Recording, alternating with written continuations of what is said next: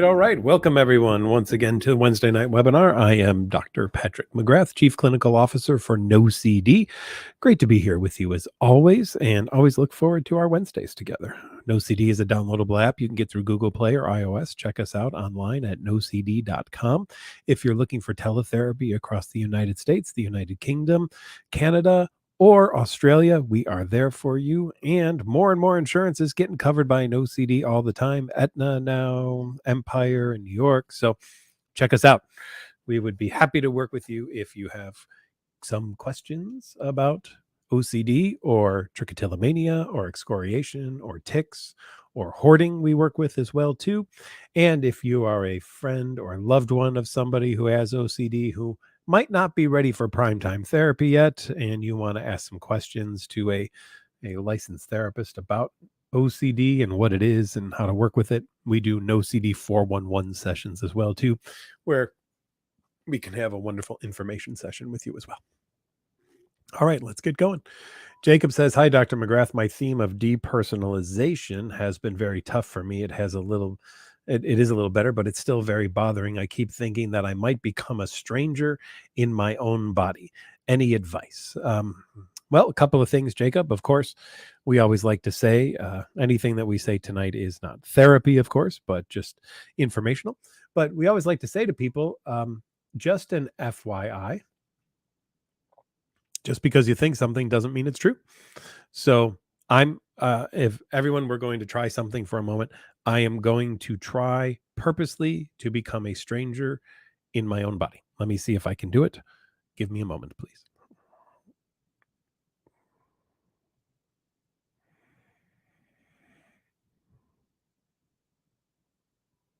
Nope, haven't figured it out. No, I don't do that in jest. And Jacob, I want you to know that this is not a fun thing, right? I'm not saying that to be funny or anything. I truly tried to see if I could make it happen.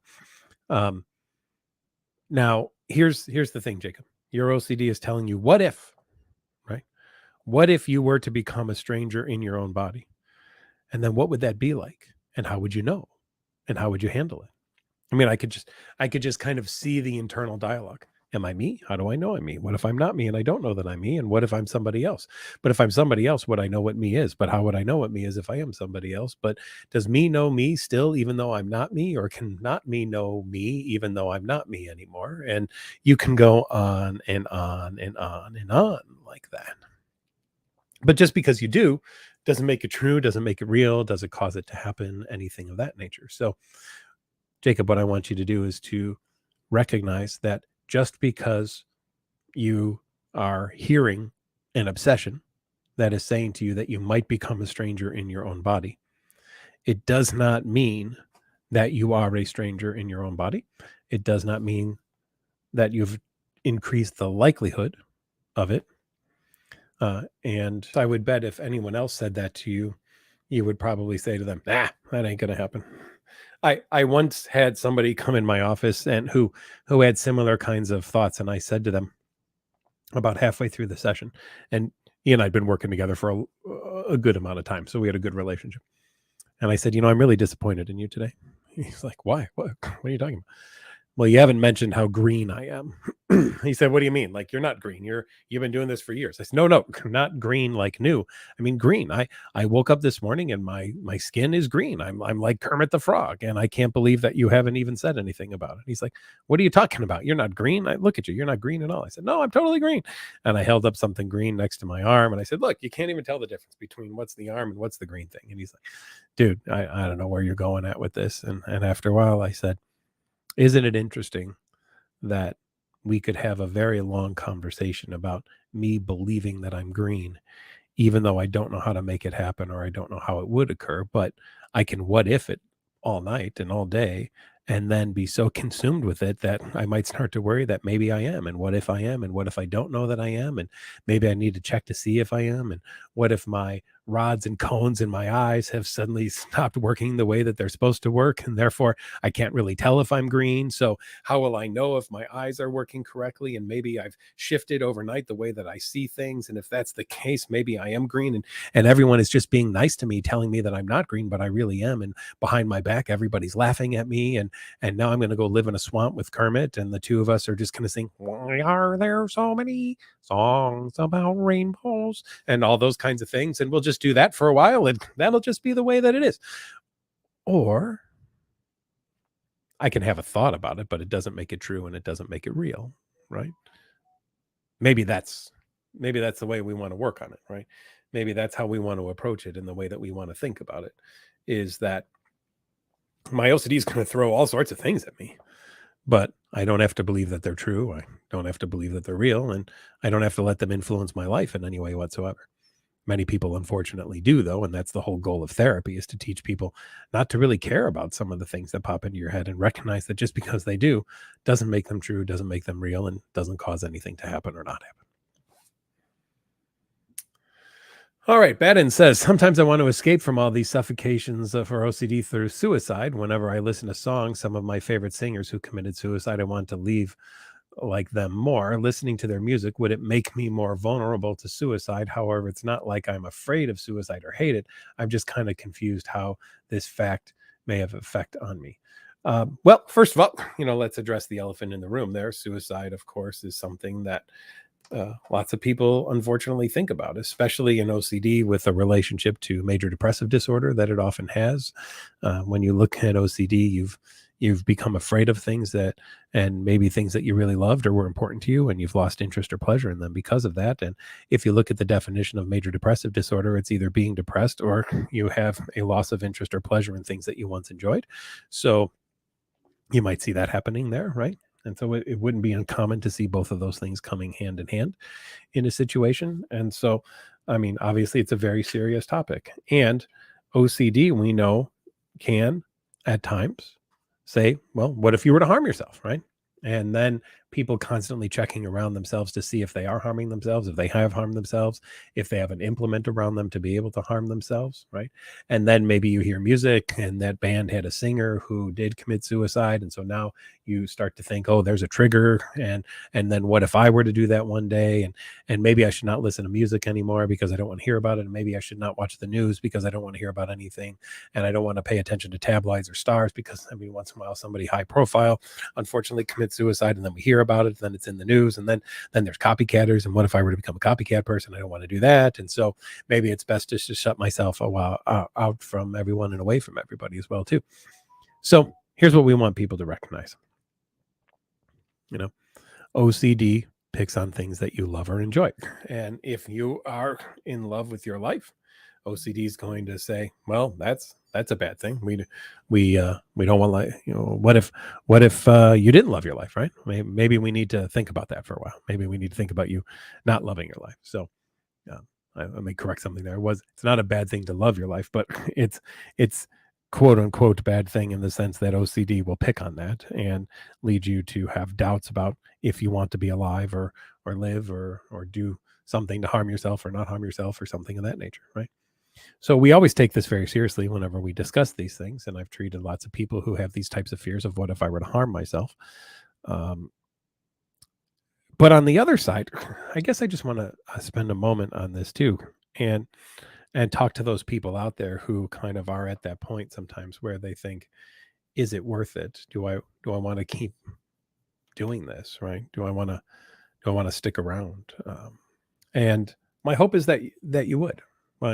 My hope is that you recognize that there actually is treatment that is available and helpful, and companies like us are attempting to make that more and more affordable for people as well too, so that people don't have to suffer that way, and people don't have to go down the road of considering, I don't know if I want to do this anymore. I don't know if I want to be around here anymore.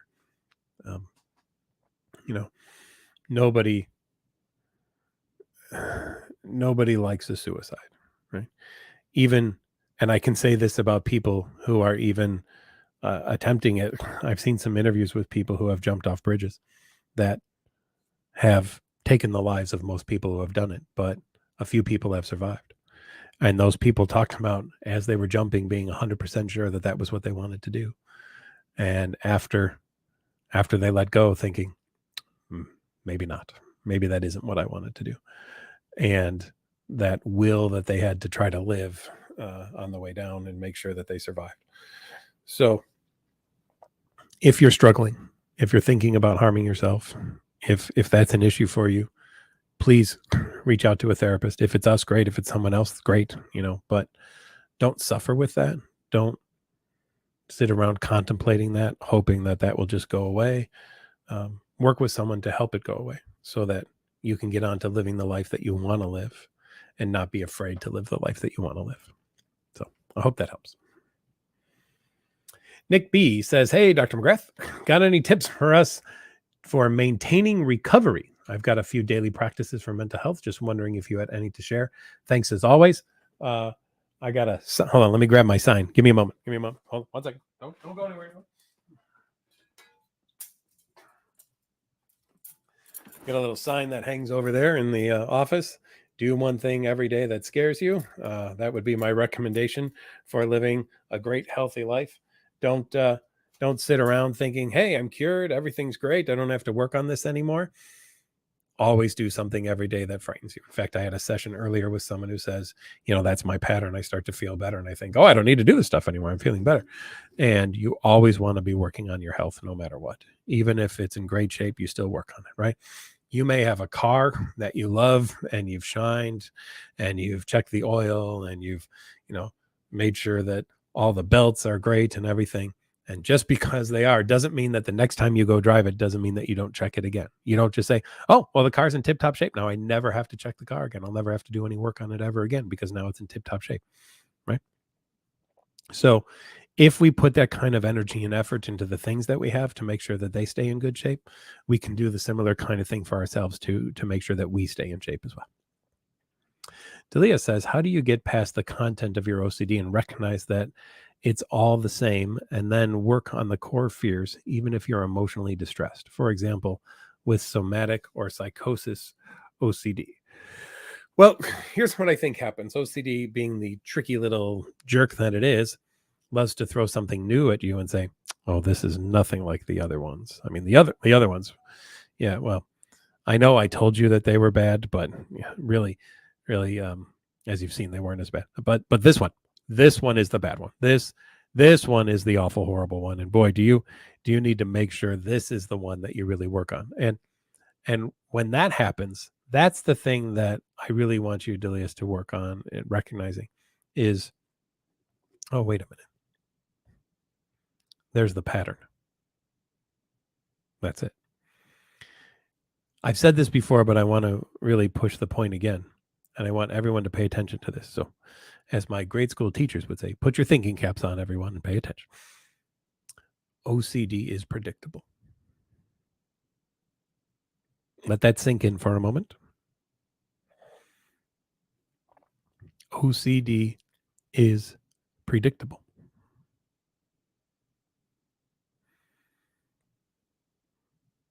Some people have said, how do you know that my brain works that way?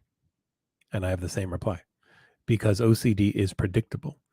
And I have figured out what OCD is going to do next before it even does it, because I know the path that OCD takes, and it always takes the path, and therefore OCD is predictable.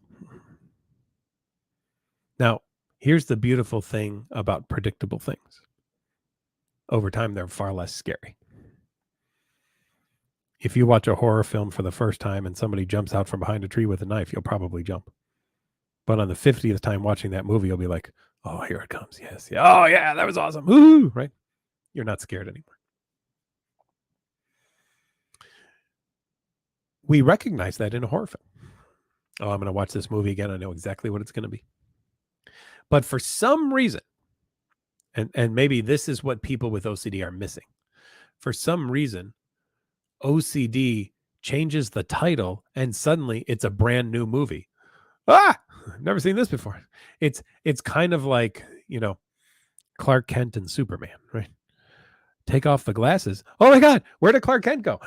Oh, Superman, how did you get here? And then Superman puts the glass back. Oh, Clark, I didn't even see you come in the door. How did that happen? Right? They're the same. A little bit of glasses on the dressing doesn't change anything. Right? So you have a predictable pattern that throws a different topic out, trying to say, oh, this is entirely new. You've never experienced this before. You've never seen anything like this before. But I want you to look past the topic, and I want you to focus on the pattern. And the pattern is predictable. Okay? The pattern is predictable. Everybody say that with me. The pattern is predictable. And if you know the pattern, you know OCD, and you know exactly what it's going to do, and you know how it's going to do it. Right? And if you know that it's going to do it, even before it does it, you could be like, ha, I knew you were going to do that. Wow. That wasn't so tricky after all. I figured you out, you little jerk. I know exactly the stuff you're going to pull and you're going to say and you're going to do and the images you're going to throw at me and the urges you're going to have me have. I figured them out already. I already know what they are before they even come. You have lost all power over me because I have predicted you. So take that. Go away. Leave me alone.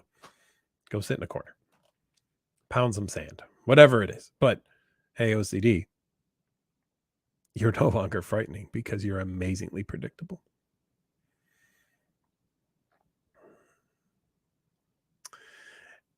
Also, on that question, how do you maintain motivation and how do you recognize your personality traits of perfectionism and overvaluing others' opinions of you to not let them interfere with treatment?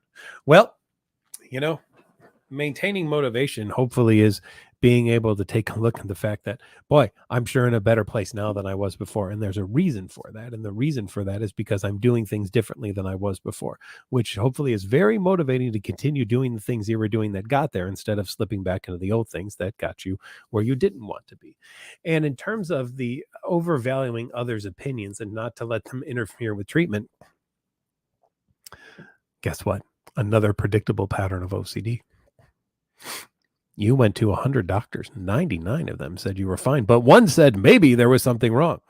Ooh, we should really pay attention to that doctor. They probably know better than anybody else what's going on. Guess what? Predictable.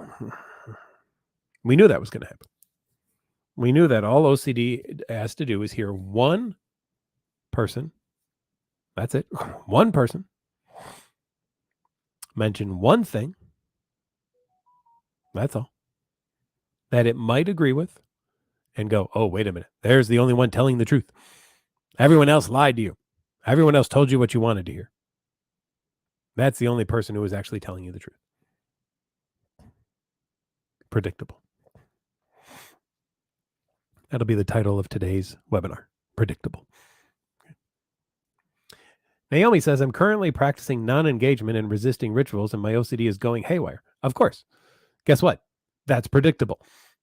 It's clinging onto everything. Predictable. And bouncing around. Predictable. Is this part of what they call extinction burst? Yes. And it's predictable. Just so you know. Totally predictable. Could have told you that was going to happen before you even brought it up. Predictable, predictable, predictable. Naomi, stay the course. That's what you want to do. Okay? Stay the course. I've often said on here, and I'm welcoming anyone, email me or put a message in here. Tell me one time your OCD told you the truth. That's all I want to hear. Just tell me one time your OCD told you the truth. It's told you a lot of what ifs, but tell me a time it actually did tell you the truth. We're a third of the way through, everybody. Welcome once again to your NoCD webinar, Wednesday nights with me, Dr. Patrick McGrath, Chief Clinical Officer for NoCD. NoCD, a downloadable app you can get through Google Play or iOS. Check us out online at nocd.com or treatmyocd.com. And we do things like treatment for OCD and hoarding and BFRBs and tics. And we do education sessions. And we work in Canada and the United Kingdom and Australia and the US. And we take insurance. So check us out. We'd be more than happy to work with you. Christina says, I'm awful with keeping up with my OCD work. I start to feel better, so I stop doing exercises. Boo, Christina. That would be like saying, oh, I've lost all the weight that I wanted to on my diet, and now I will stop dieting and I will stay that weight forever. No, because if you just go back in your old patterns, you're just going to go back to gaining the weight again, right? Change is not just the process of change, then it is the maintenance of change as well, too. Change comes in two parts, process and maintenance, right? There's a process of change, and then there's the maintenance of change until change becomes habit and the norm. But that doesn't just happen. That takes time.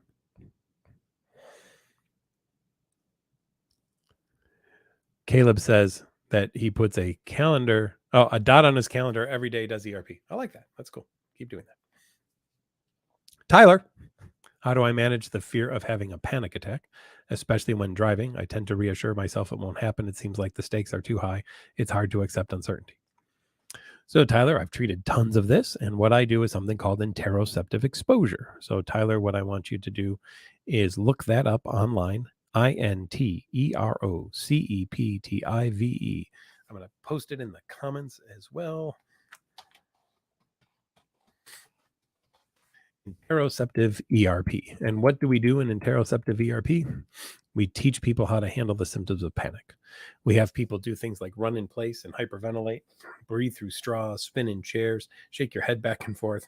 And we create all sorts of symptoms of panic to teach people not to be afraid of the symptoms of panic. Because what happens when people have a panic disorder? They become afraid of the symptoms of panic and they start looking for them and searching for them. And guess what happens when you start looking and searching for something? You start to find it. And then what happens when you find something? You're like, there it is. Oh my gosh, now it's going to happen. What if it did? And it's going to be awful. It's going to be horrible and all these things. So that's what we want to do. Okay, everyone hold for a moment. I'm going to blow my nose and no one needs to see.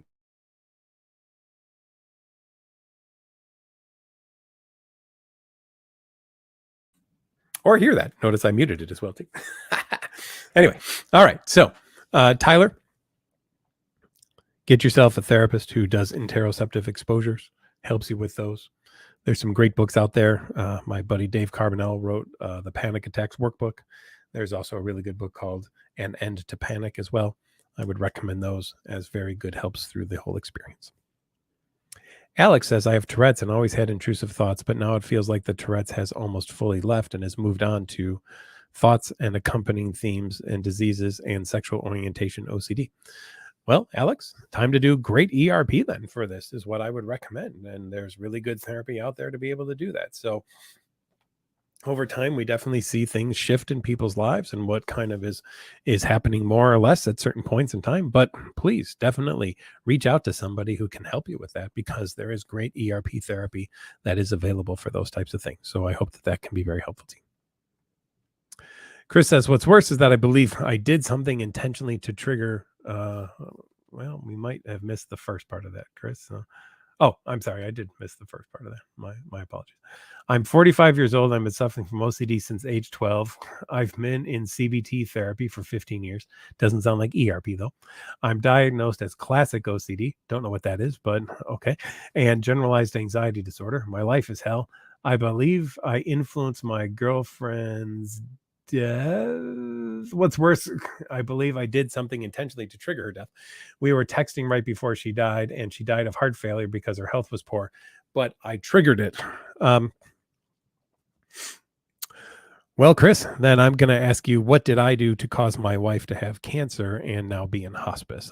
I'm wondering, Chris, what I could have done that would have triggered that, because if you caused that to happen, then I must have caused the cancer that my wife has that is killing her and that has her on hospice right now. So Chris, if you want to write back in the comments and let me know exactly, what text did I send to my wife or what behavior might I have done that could have led her to develop the cancer. I would like to know.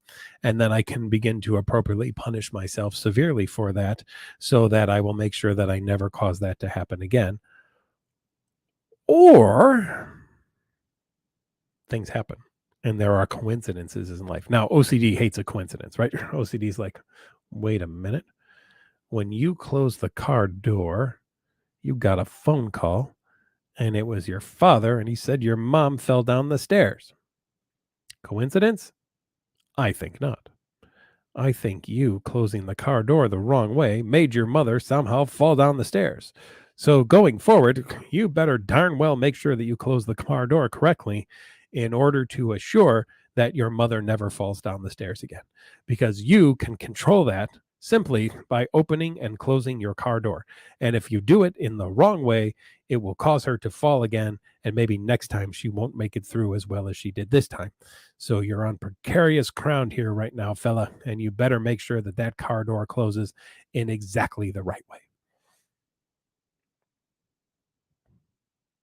Now, I'm sure many people hearing that think, well, that doesn't make a lot of sense. Unless you have that kind of OCD. And, well, if you do, then you totally understand that, and that makes sense to you. Now, here's the deal. OCD tells you that all of these things are related. OCD loves a butterfly effect, right? You sent a text message. Your girlfriend died. You caused her death. Chris, what I want you to do is think about this for a minute. I don't want you to actually do it, but I want you to think about it. Anytime anybody you know has in their life someone who dies, ask them, well, what did you do to cause it? Now, don't actually do that. But imagine, Chris, if you did. Imagine, Chris, if you did, what the reactions would be to that. Yeah. Anger, sadness, hatred, maybe a punch to the face. Oh, I'm so sorry for your loss. How did you kill them?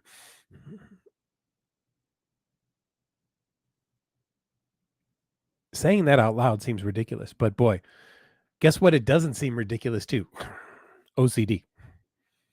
OCD says, "Oh yeah, well that makes some sense actually." So why don't we now focus for the next several years on how Chris killed his girlfriend by texting her? Maybe he didn't say "I love you" enough. Maybe he was angry in the text, right? Although, whatever it might be. Let's ignore the fact that she was in very poor health. We'll just totally ignore that fact, right? That actually has nothing to do with it. The only thing that, of course, did it was the text, right? And that's the way OCD is going to go on it. That's the kind of path that it's going to take on it. Now, I'm hoping all of you hearing this are like, God, that's dumb. That's ridiculous. Why would OCD do that? Yeah, well, there you go. Why would OCD do that? Very simple answer. Because that's what OCD does. You know why? OCD is predictable.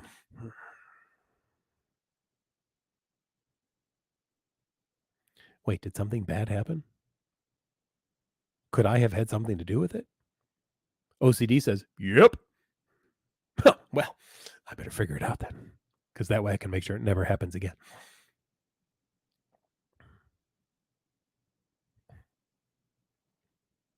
In the world of OCD, the person with OCD is the fault of everything.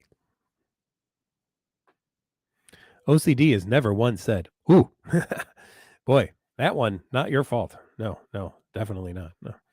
OCD is always like, maybe. Yeah, it could be. It's a possibility. You might have done that one. That one might be on you. Maybe you should spend some time trying to figure that out there, because that one, yeah, kind of bad. Probably all your fault. Maybe a ritual or two to undo that, just for fun. Why not? Whatever. But probably your fault. Again, totally predictable.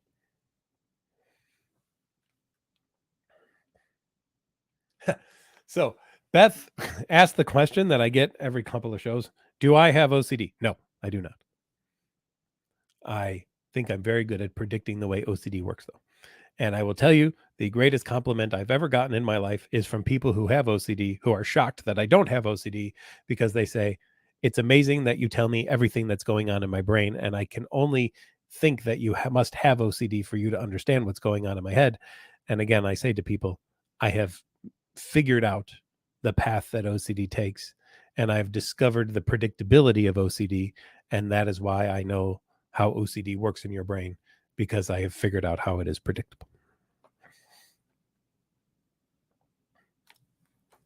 Samuel says, as someone with a partner who has OCD, what are the best ways to be supportive when they've been triggered? Is it dependent on the situation, or are there basic things that I can do to be helpful? Samuel, great question. Thank you for asking it. I think what you could do, Samuel, is work together on what that answer will be.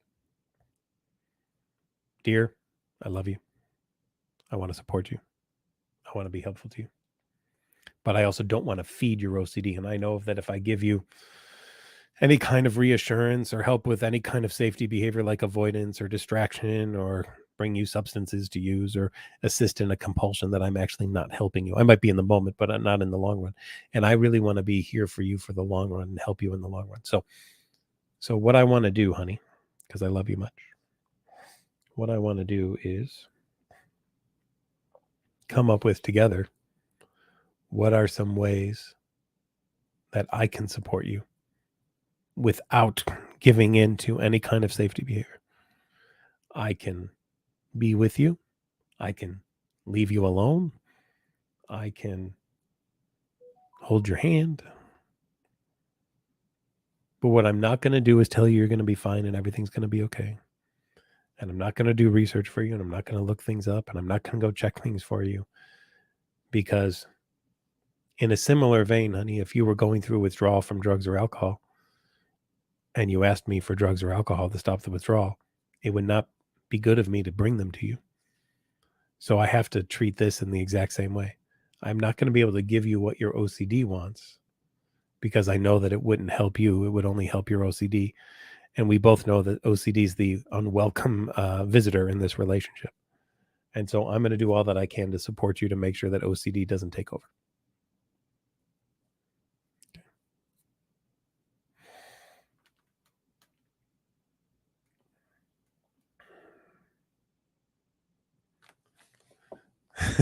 Naomi says, therefore, my life's motto is OCD, the predictable jerk since 1990. I love it. I love it. Make a t-shirt out of that. That sounds wonderful. Allie says, my OCD literally relates to being alive. I'm so scared of having to think every day. I don't know what to think about and what thoughts are. I'm doing ERP, but I feel a bit hopeless at the moment. Well, when you buy into the notion that you have to think something and that you have to know what to think about, you're doing what OCD wants you to do. The reality of it being, though, I wake up every day and not knowing what the hell I'm going to think about that day. I mean, I have a pretty good idea. I'm going to do some work stuff and everything, but I have no clue what kind of weird thoughts are going to pop into my head or something of that nature. So do I have to know those in order to get through my day? Or does my OCD tell me that I need to know those in order to get through my day? I'm going to bet that's OCD. You know why? Because it's predictable. The predictable jerk since 1990. And if OCD is feeding me that line of BS, do I have to believe it? Do I have to listen to it? Do I have to buy into it? Or can I just be like, whatever. Thanks, but no thanks. I'm good. Moving on. Not buying what you're selling. It's a beautiful stand you got there, and your selection of obsessions today at this stand is amazing. I mean, wow, look at those glistening obsessions over there. They're beautiful. They're shiny and everything. But you know what? I didn't bring my wallet today, so I've decided not to buy any obsessions today. I'm just going to go on with my day without any. But you come back. Maybe tomorrow I'll bring my wallet. Probably not. In fact, I'm going to bury my wallet in the sand so I never find it again.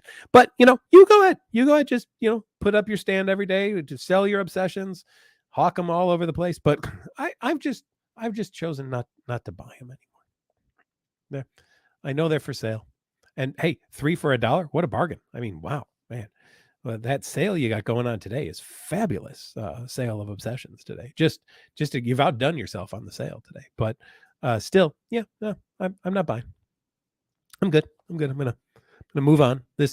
In fact, I'm gonna go on Yelp and rate this store as a just like negative 75 stars of how crappy this store is, because nobody should buy obsessions at all. In fact, we'll just put them and, other horrible things together that you would want to buy.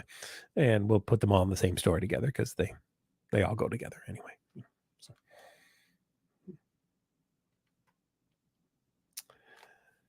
Well, can't even do that one because it's lots of numbers. Tips for ruminating. I feel like this is the last compulsion keeping me stuck. It's hard because it feels automatic. Well, it is automatic. But just because it's automatic doesn't mean it needs to be paid attention to. My tinnitus is automatic. I pay no attention to it throughout the day. I'm always hearing it. I'm paying no attention to it. Am I doing something wrong? Should I be paying attention to it? Should I be like, wait a minute, you're not focusing on your tinnitus enough. Why don't you get that horrible, awful sound back into your head while you're doing a therapy session and not pay attention to the patient that you're working with, and instead listen to that sound for the next 45 minutes. Yes, that sounds like a great idea. You're right, tinnitus. I just was not paying enough attention to you. Thank you for drawing me back to you, because you, tinnitus, are, of course, the most important thing in my entire life. The sound you make is so important to me that I'm going to devote everything in my life to you. That is what I am going to do, tinnitus. Thank you so very much, tinnitus. All worship the tinnitus, everybody. Hail the tinnitus. Woohoo! Hail the tinnitus, everyone. Hail the tinnitus. Or, yeah, it's there, but I'm going to just go on with my life. And I want you to do that with ruminating as well, too. I don't know how to stop it. And I've heard people say, well, stop ruminating. But, they don't tell you how to do it. So I'm not going to tell you to stop ruminating, because I don't know how to get people to stop ruminating. But I can help you not pay attention to it, because that's what's really, really important to do, is that. Love Lana says, okay, you make it sound ridiculous, and it is. Good. Awesome. Thank you. Liana says, schizophrenia OCD, I do exposures. I address one trigger or a scenario. I lose fear of it, and then the brain comes up with a new one. Predictable. That is totally predictable.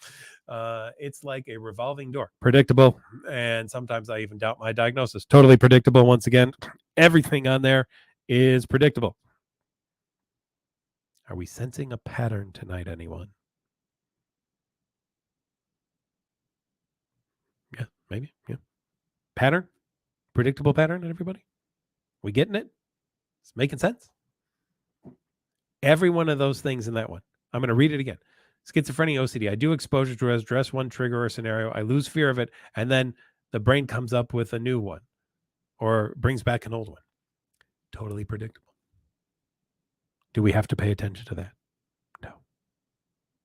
It's like a revolving door. Yes. Or OCD whack-a-mole, as some people call it as well, too. Sometimes I even doubt my diagnosis. I'm going to bet every one of you at some point has doubted the diagnosis. Do I really have OCD? What if it's not OCD? What if it's something else? What if I have this instead? Oh my God, that would be all horrible. Now I'm damned if I do, I'm damned if I don't. If I don't have OCD, then I'm this. But if I do have OCD, that sucks. And you just kind of go on and back and forth on it. What if, and what if, and what if, and what if? Predictable for everybody. Just so you know.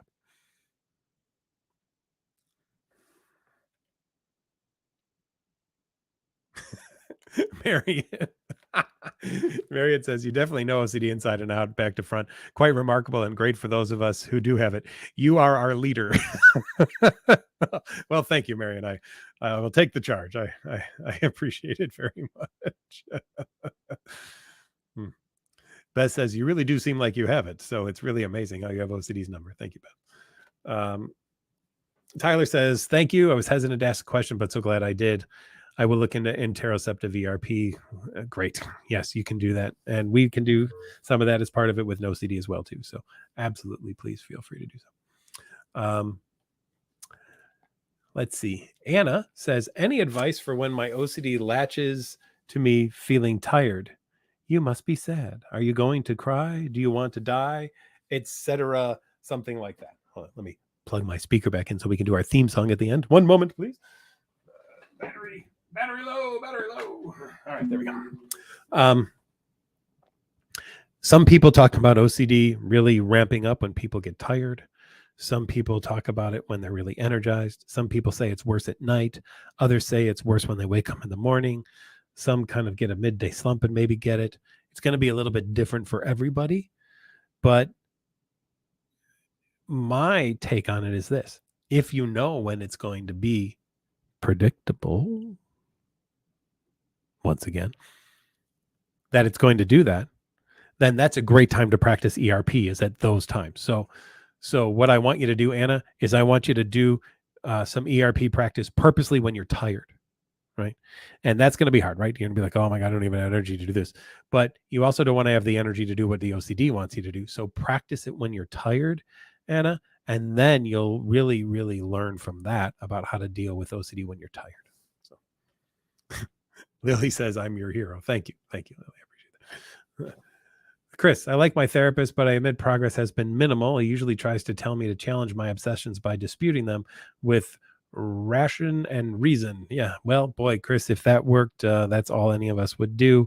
I have never in my career of 22 years now been able to get somebody to use reason to get out of an obsession, right? I mean, imagine this scenario. Well, hello, person with OCD. Nice to meet you. I have brought a fact sheet in today. I would like to read the fact sheet to you, and upon the completion of the fact sheet, your OCD will have all of the facts and know everything, and therefore it will go away because now it has all of the information. Never happened. Never going to happen. Doesn't work that way. That too is predictable, that it's not going to work that way, because that's not the way it works. Okay. We are now 2/3 of the way through of our No CD Wednesday webinar. Welcome, welcome, welcome. Good to have all of you here. No CD downloadable app you can get through Google Play or iOS. Check us out and go to treatmyocd.com. Hit that button there if you want to talk to one of our care team members for a free 15-minute call. More and more insurances got loaded this month with No CD. So if you've tried us in the past, but maybe you weren't covered, you might be now. So check us out. Come on back. We'd love to see you, and download that app at Google Play or iOS. Hit that therapist button, and we'd be happy to help you too. And we do therapy all over the world. So please don't hesitate to reach out to us. Please, please, please. We'd be more than happy to help you. It is the largest online community of people with OCD in the world through the No CD app. So we would love to work with you and see what we can do. Mike says, hello. I was watching a movie and I felt compelled many times to check again what was said because of fear that was said meant something bad about existence and reality. Any advice? Well, guess what, Mike? There's plenty of movies and books and things that say bad things about existence and reality. Just because they do doesn't mean they are true. I have a as you all know, Rush right over there behind the greatest band ever in the history of the world. There's the other guy. There's Alex. There's Neil. There's Getty. Very good. But I was listening to a song, and when I get into a song, I hit it hard. Like I will listen to it for 4 days straight and just like on repeat kind of thing, and until it's just memorized and internal in me, and I can just do it in my head. I was listening to a song by 3 Days Grace called I Am Machine, which is amazing. But I could see that it would be, I know I like it because it's got a lot of existential OCD types of themes in it. So I can totally understand why I dig it. Now, Mike, because the song is called I Am Machine and I'm liking it, does that mean I am a machine?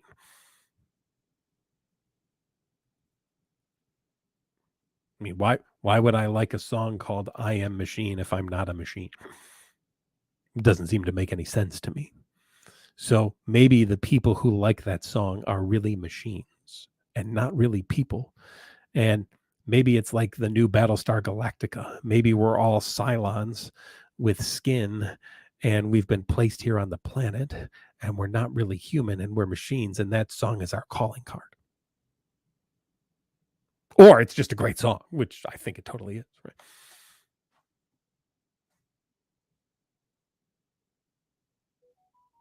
We hear things, we see things, we read things, but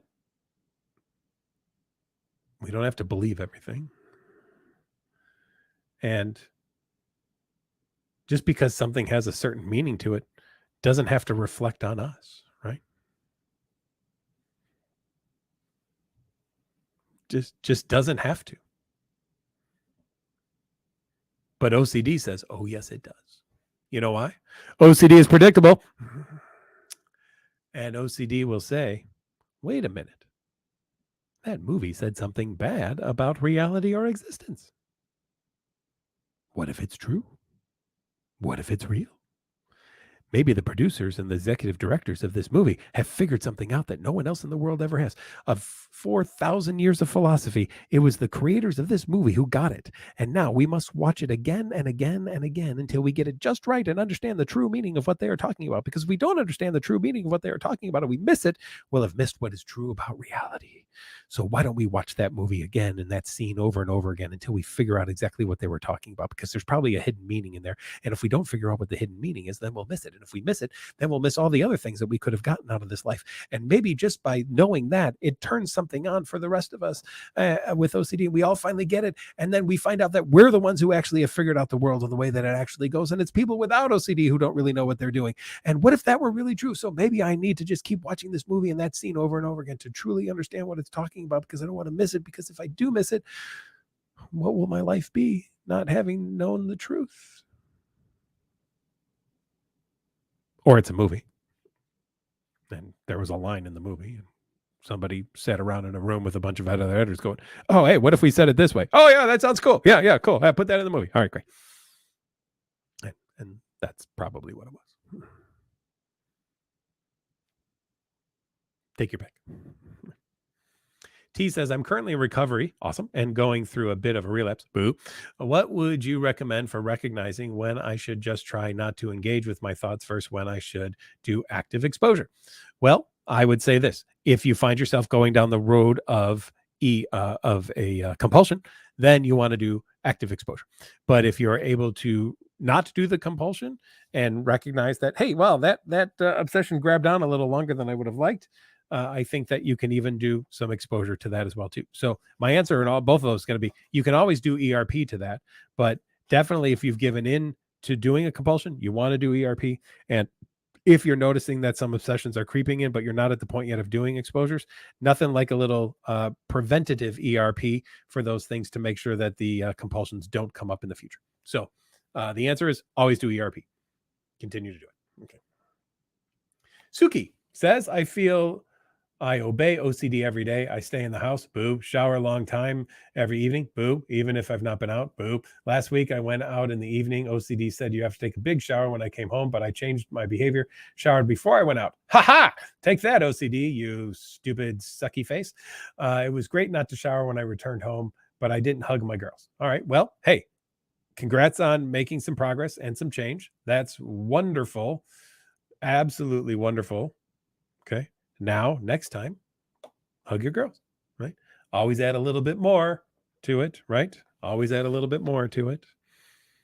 Continue to push the envelope and show OCD, I know what you're doing. You're predictable. And I'm not going to listen to you because you're a stupid, sucky, smelly fish face is what you are. And you do not have my best interests at heart. You have your own interests at heart. You don't care about me. And therefore, I don't want to care about you anymore either, right?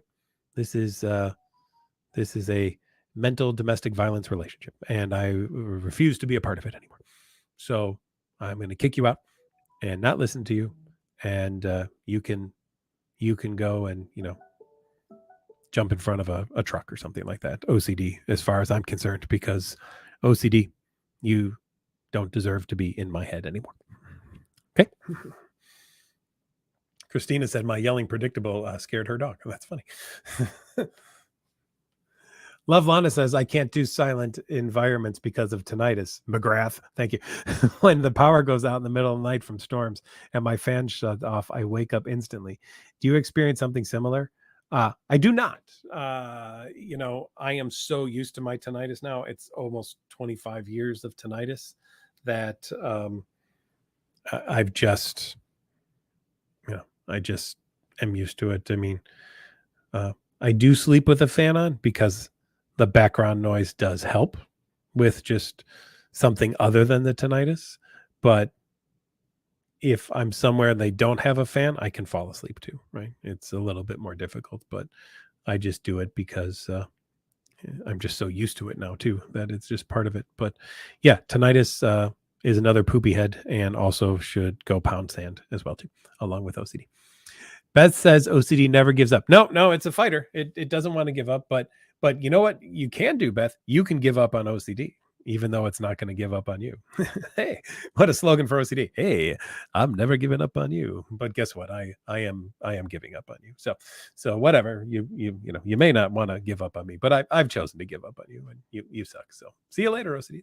It's been well, I can't even say it's been great. It's really sucked actually. It's been the worst relationship of my life, and just I hope to never see you again. Don't worry about texting in a year just to see how I'm doing or to tell me about how great your life is or anything like that, because I just don't care. Yeah, I really don't care.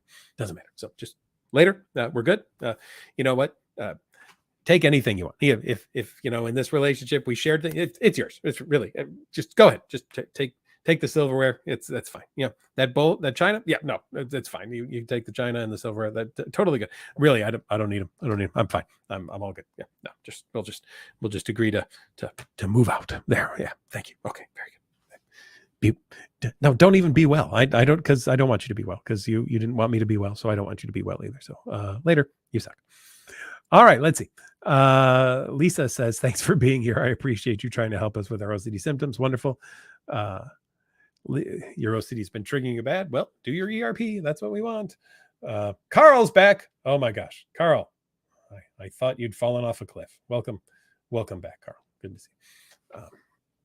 Rowan asks, are there any more support groups in the work? Yeah, I think that there are actually. So please check us out at NoCD. We've got those wonderful support groups for people who are doing the work here at NoCD. Raphael says, hello. Do you have any advice for the fear of cheating? When I start being stressed at work, those thoughts pop into my head. Yeah. So here's the deal. We'll see this in a relationship OCD kind of experience as well too. Any stressor will lead you to what if something, right? You don't have to have OCD to what if things. That's a normal, natural type of thing. Yours will probably go to that because I'm going to assume your relationship's really important to you. So then it's go down the road of what if you were to cheat and everything. And remember, that's OCD's ploy to get you to do a compulsion, because what does OCD eat for breakfast, lunch, and dinner? Compulsions. What does OCD want you to do? Compulsions. What does OCD love? Compulsions. What is OCD? Predictable. So therefore, it's going to try to do anything to get you to do compulsions. So Raphael, just because you're stressed and those thoughts pop in your head means what, everyone? No need to pay attention to it, right? No need whatsoever. Okay. Marion says, I'm getting predictable tattooed on my arm. Yes. Awesome. Just remind me how predictable this stupid condition is. Rush are good. The Rolling Stones are better. Oh, Marion, we were friends until that last line. And now we are not. But anyway, love you. Anyway, and awesome. Send me a picture of the predictable tattoo, please. I would love to see that. Another time, actually, someone wrote to our awesome Paul Melia, our theme song writer, and asked to get in touch with him because they wanted the lyrics to the song, because they were tattooing some of the lyrics from the song onto themselves as well too, which I thought was awesome. So hey everyone, and yeah, check out our buddy Paul Melia. He's on YouTube and Spotify and all the other wonderful things that you love to listen to music on. Show Paul some love. And because he's done our theme song and we just think he's awesome, and he's a fellow OCD sufferer just like all of you. He's been on this podcast before, and he's really into music and does all sorts of things. So reach out to Paul, check him out, and thank you, Paul, for all the great work that you do. Really, really appreciate it. Snakey says, I take Xanax 0.5 milligrams twice a day. Should I stop at cold turkey for ERP? No, never stop any benzodiazepine cold turkey. Ever, ever, ever, ever, ever, ever, ever, ever, ever, ever, ever. I've been on it for a while. I know I still get anxiety. So don't do that, right? Always, when you're looking at medication issues, talk to your doctor about how you're going to do this. But please do not just cold turkey benzodiazepines. Horrible, horrible idea. Can cause some pretty nasty side effects. So please do not do that whatsoever. All right. Beth liked the OCD domestic violence relationship idea. Thank you. Mike says, many times I have this general fear of something that could go wrong, not something specific, though. For example, to check again what X meant in case it means something bad and I need to know it. My father, when I was a teenager, told me that if I don't check multiple times, something might go wrong. He had OCD. I developed OCD in my 20s. My father, when I was a teenager, oh, okay, that's just a repeat. Yeah, Mike, that sounds like OCD advice, right? And I can see why your father would say that, because he had OCD. And your father probably said that to you because he thought it helped him. And so he thought that he would pass that on to you and that it would help you too. Unfortunately, not all the advice that we get from all of our elders is always the best. And sometimes it actually goes counterproductive. So we know that people mean well and have the best of intentions, but not always is the advice that we get from everybody always going to be helpful or the best as well too. So I want you just to kind of consider this. Like if you met someone else with OCD, would you tell them keep checking because that's what's going to help you? Or would you tell them it's time to work on not doing that anymore because that's really interfering in your life? So all due respect to your dad, and I hope he's been able to get help for his OCD, and I hope you will as well too. All the best to you. And Roan says, P.S. Rush is the best. Thank you, Roan. You're now my favorite. Let's see. Beth says, pay no attention to the man behind the curtain. OCD. Yes, absolutely. Marion says, I'm so funny. All right, Marion, you are now maybe also a favorite of mine if you think I'm funny.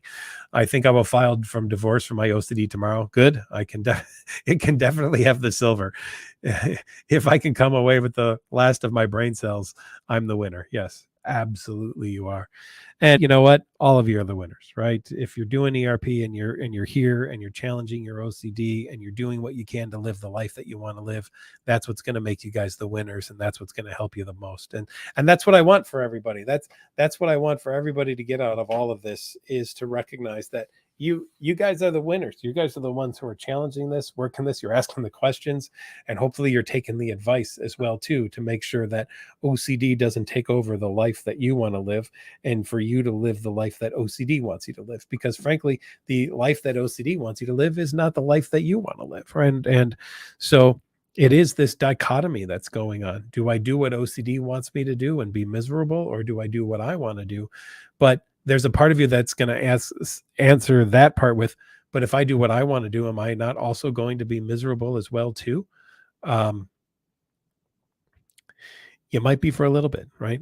ERP might feel really uncomfortable for a little while as we do things that are uncomfortable, but you can come out on the other end of ERP not feeling miserable by learning, hey, response prevention works, and I don't have to do what OCD wants me to do, right? I don't have to go for short-term immediate gratification and relief. I can do everything that I need to do to be working toward feeling better in the long term. And that's my parting goal for all of you, is to do what you can to be better for yourselves in the long run, and not only focus on what feels good for you in the short term. Because in the short term, it's compulsions and it's safety behaviors like avoidance and reassurance and distraction and substance use. And in the long term, it's learning to be free of OCD and not having to follow it. And when I say free of OCD, it doesn't mean that it's not going to ever pop into your head, right? It is. But you don't have to pay attention to it. You don't have to give it the time of day. You can move on from what OCD wants, and you can go on to what you want. And that's what I want really for all of you, is to live the life that you want and not what OCD wants. Check us out once again at treatmyocd.com or nocd.com. We'd be more than happy to help you. Download our app on Google Play or iOS. Click that therapist button if you're looking for a therapist anywhere in the world. We would be more than happy to work out a therapist for you. It's been a slice, everyone. Be well to yourselves. And remember, OCD is predictable, and therefore it doesn't have to be scary if you know what it's going to do and you take a look at it as, wait a minute, I knew you were going to do that. Maybe you're not so tough after all. Have a great one, everyone. See you.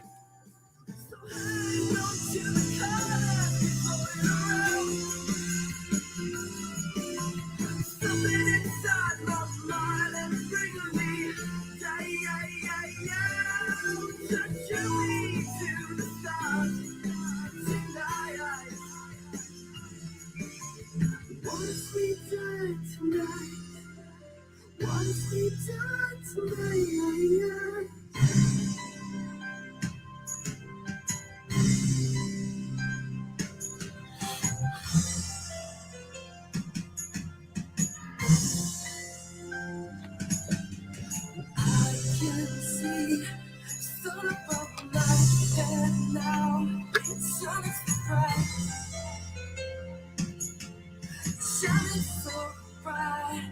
Yeah, yeah. Shooting so bright. Yeah, yeah.